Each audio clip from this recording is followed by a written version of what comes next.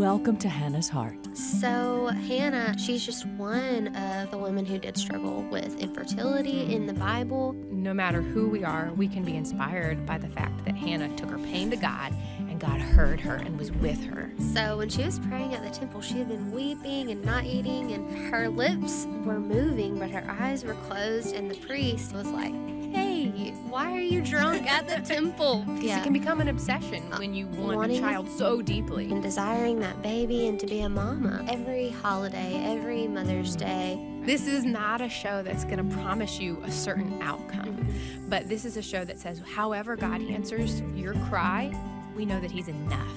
Hey, I'm Ann, and you are listening to Hannah's Heart on American Family Association. Thank you so much for tuning in today. If you are new here, we are a radio show, podcast, and really ministry that focuses a lot on couples who have been struggling with infertility and miscarriage, child loss, just different things like that. But if you've been along for the ride for the last few years, you know that we've also talked about disabilities and singleness later in life than what you expected, and foster care, adoption, and so many nitty-gritty things in between. And so we thank you for being here today, and we just pray that if you're needing encouragement today about those things, that you'll stay and listen to what we have to share with you today. Kendra is not with us. She is out of town with her family, but we'll be back, I think, next week. She should be back on, and so we will hear back from her later.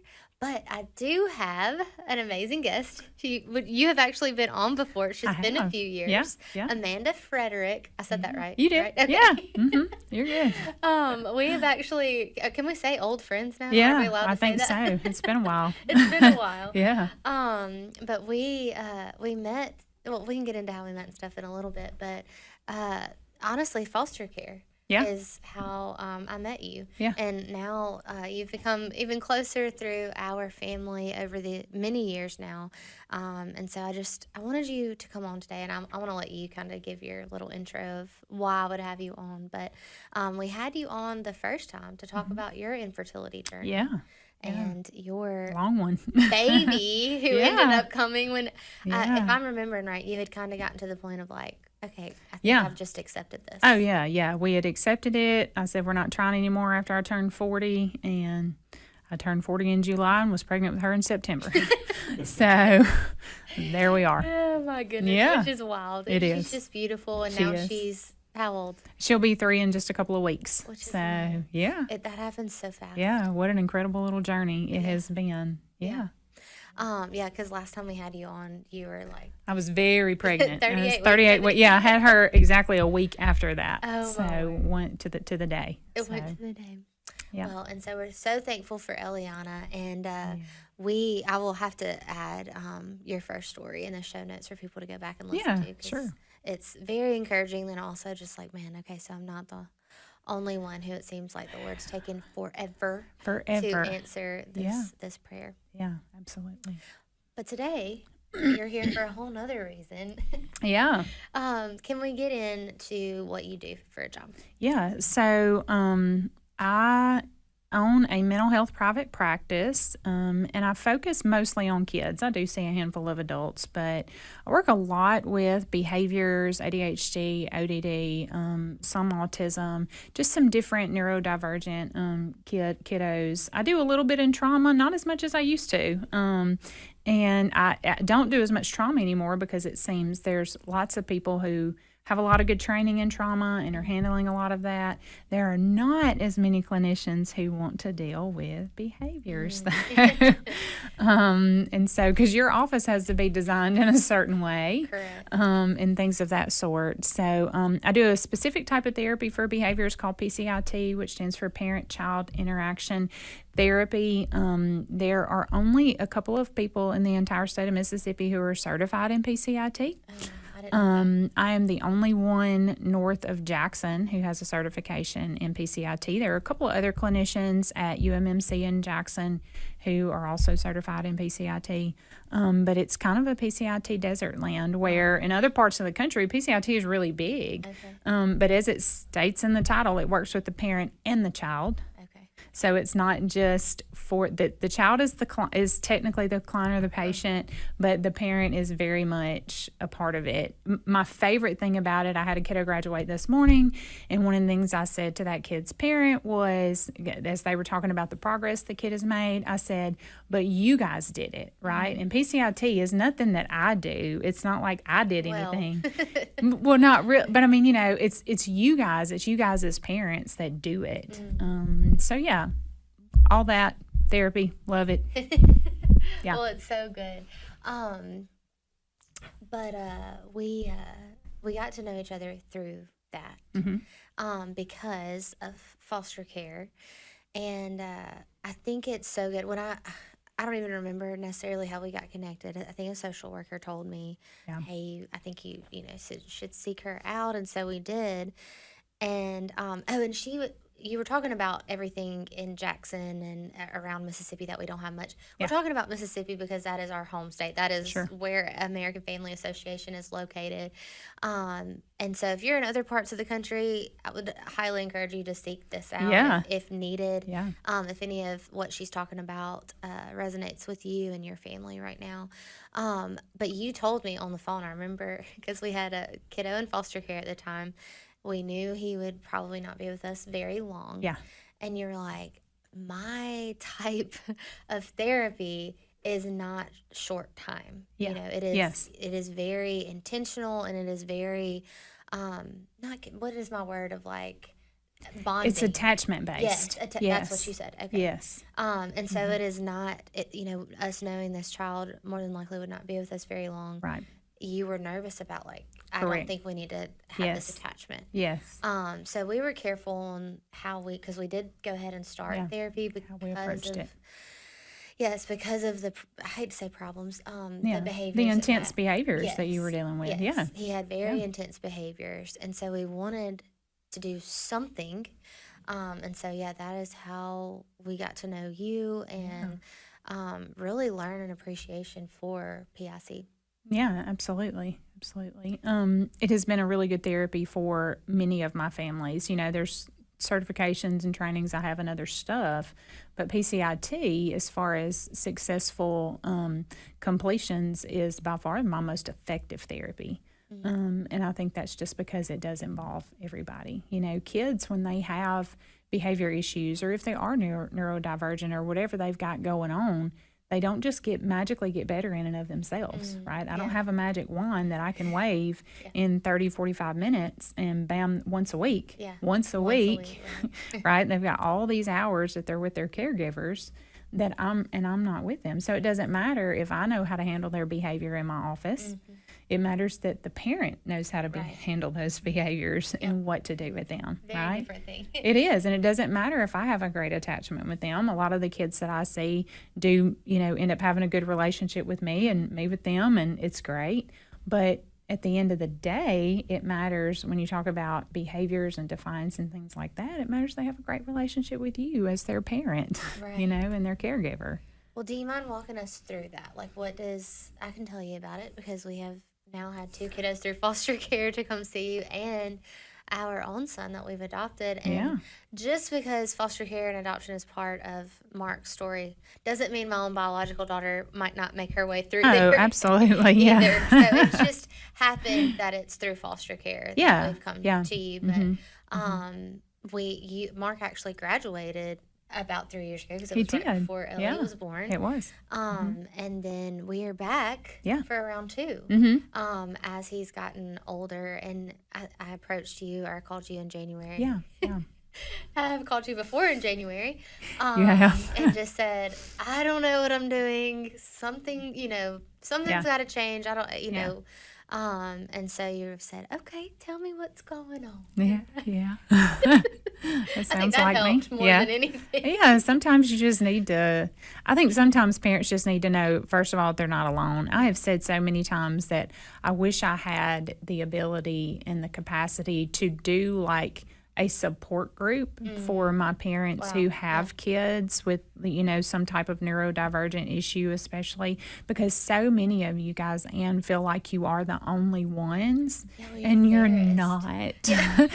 Like you're not the only one. And I really there's been so many times where I wish I could introduce so many of you guys to each other and be like, y'all really need to talk to each other, because your kids are so similar. Yes, there's HIPAA rules, but that because your kiddos sometimes are similar, and and your challenges are similar. Does that fix your challenges? It does not. But for you guys to know that you are not the only one dealing with these behaviors and struggling with them and not always knowing what to do about them, right?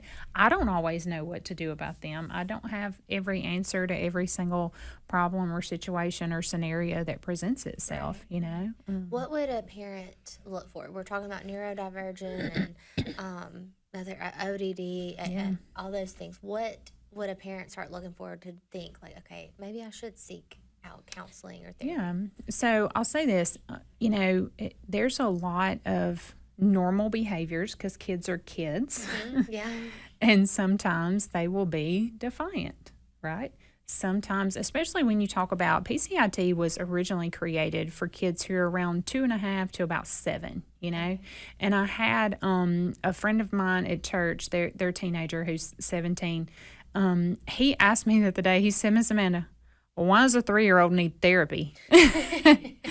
And I said, it was a really good question. And I said, there are certain things that are normal. When you look at development, how brains develop, right, about the time kids turn 3 is when, prior to 3, most kids are using their right side emotional brain and struggle to tap into the left side logical brain. Well, about 3 is when we start trying to bring these two things together. The little brains are trying to learn some logic, but they still have a strong emotional. And sometimes those, and then we have major tantrums over, a sticker that fell on the floor. It's like, what is happening? Some of those things are normal, but it's when you have a lot of aggressive behaviors is what I would say.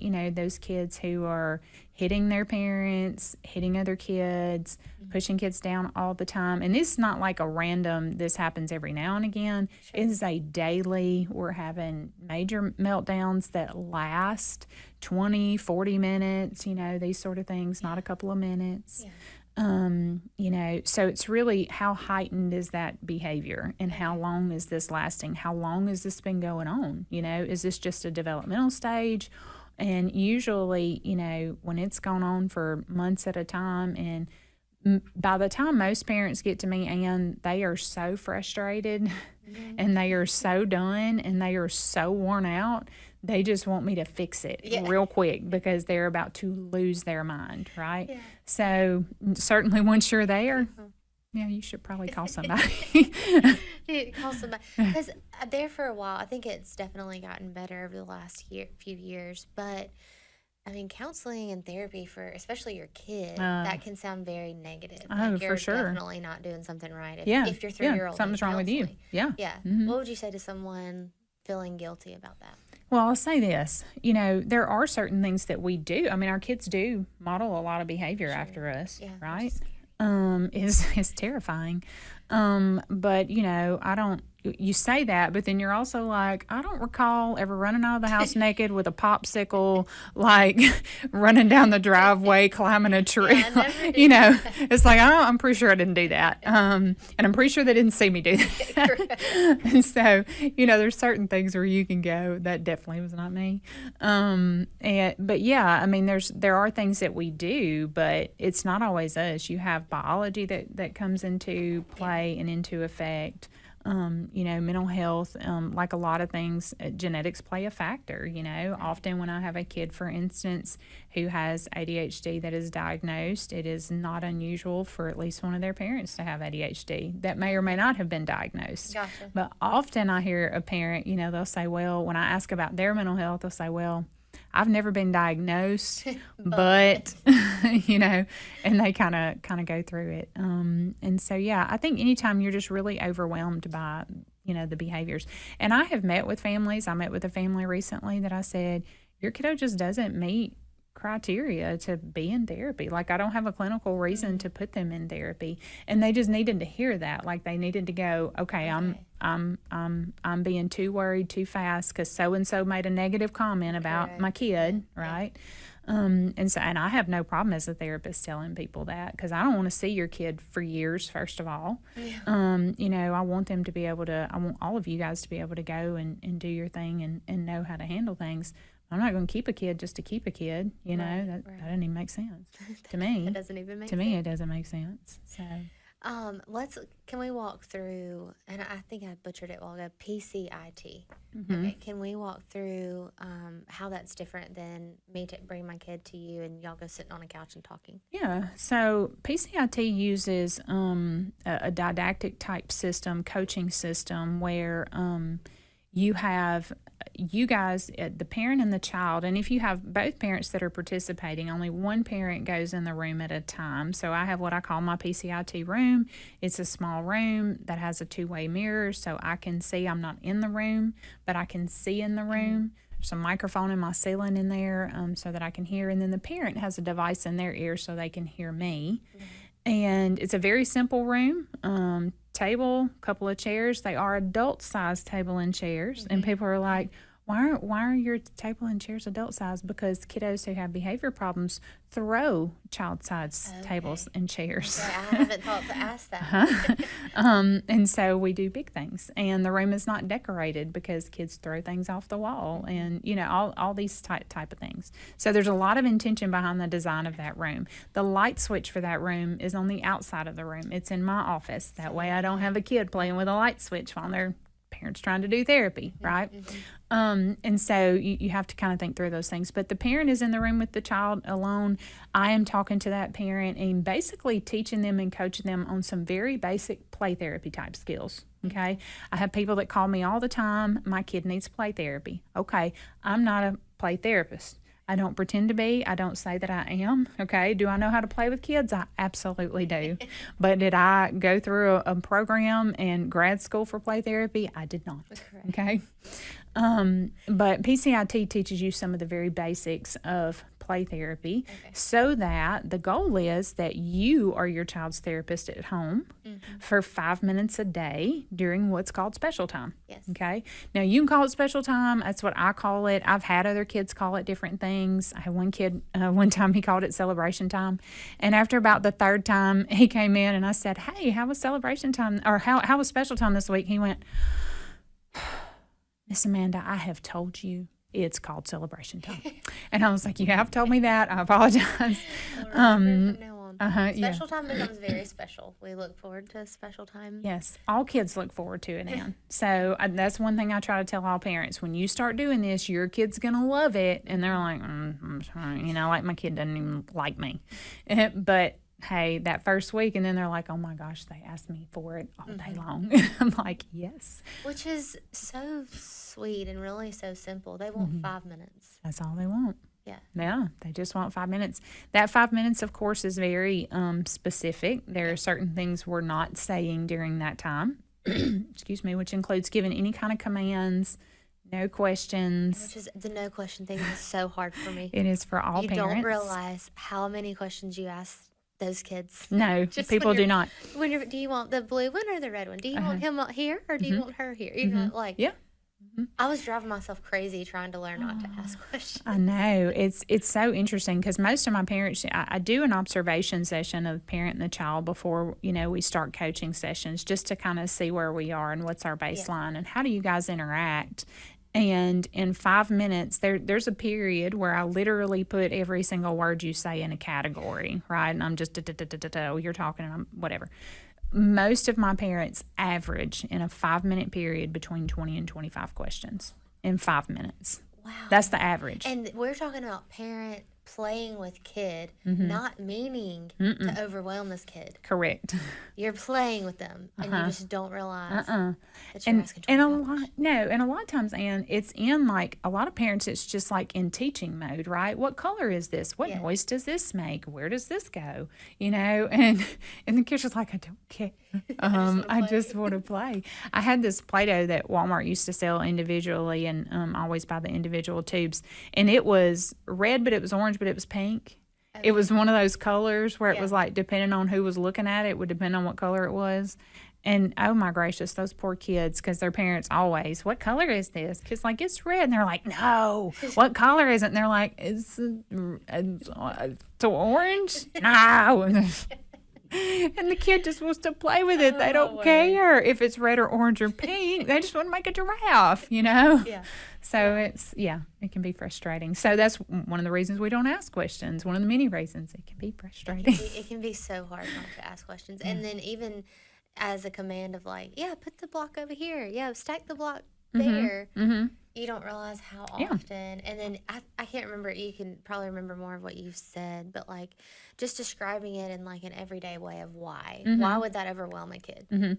So first of all, the main point of the first phase of PCIT is child-directed interaction, meaning the kid is in charge of the play, okay? So when you start asking questions, where do you want Cinderella to go? Right? Do you want her here? I have parents do. You want me to put Cinderella right here? Well, that's you taking over. Okay. Right? You're the one. When you start making suggestions, well, can I put this over here? Can I put do you want this bed to go up here? Well, now that would you put the toilet in the kitchen.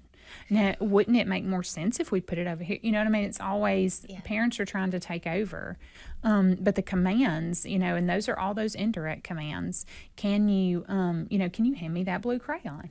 It's an indirect command. It's a question, but it's also an indirect command, because when that kid doesn't or they ignore you, then you're feeling some type of way because I told them, I want you to hand me the blue crayon. And it's like, just reach over and get the blue crayon if you want it, okay? Like just get it. But it's overwhelming. And a lot of times they're trying to focus. We hinder their focus. Parents talk about how my kid can't focus on anything. Well, you won't stop talking. Like, stop asking them 15 questions and they can focus on rolling out that Play-Doh and making that giraffe, Be quiet. That's too funny. Yeah. Because it can seem like such simple things. And like, this is not the kind of therapy that you're not saying. Like right now, we haven't talked about discipline, and I don't know if we'll get into all that. But you're not saying that the kids can do no wrong. This is literally during special time. Only that during doesn't special mean that time. The parent is not That saying is correct. You can not tell your kid to go clean the room or to do homework. Correct. Thank you for pointing that out, Ann. Yes. So when I hand parents the handout that gives them all the do's and the don'ts, sometimes the parent will be like, well, I can't not do this all day. And I said, I don't expect you to not do it all day. I expect you to not do it for 5 minutes. Okay. You can't not do those things all day and still be a parent. That's not possible or shouldn't be. And this sounds very simple, and no one else might need to hear this. Maybe it was just for me, but you help parents to word commands differently. Yes. Instead of saying, can you go clean your room, please? You're like, I can, but I don't have to. Correct. You didn't tell them to do anything. You didn't tell them to do anything. Yeah, and for other people around the country, they may not struggle with this. Here in the South, we are so indirect and so polite and above all things, right? So can you, will you, would you like to? Is that okay? Okay. Let's go put our shoes on, okay? Instead of just, please go put your shoes on. The word please softens a lot of things, right? Yeah. Please go put your shoes on is still a direct command. But parents get frustrated when their kids aren't listening because they told them 5 times or said to them, can you go put your shoes on? Will you go put your shoes on? I need you to go put your shoes on. When they're not listening to me and I'm frustrated, well, you still haven't told me anything to do yet. Wow.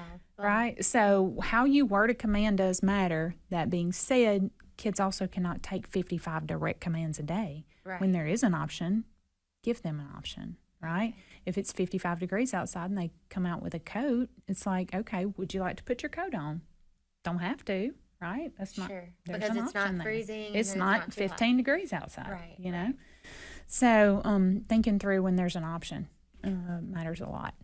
That's really good. Well, and I just feel like so many of these things sound so simple. Oh man. And they really can be. Mm-hmm. And it was not, I wanted to have you on because we do have so many parents. I mean, when we have people that have struggled with infertility, or miscarriage, and then you finally have this baby, or you adopt this baby.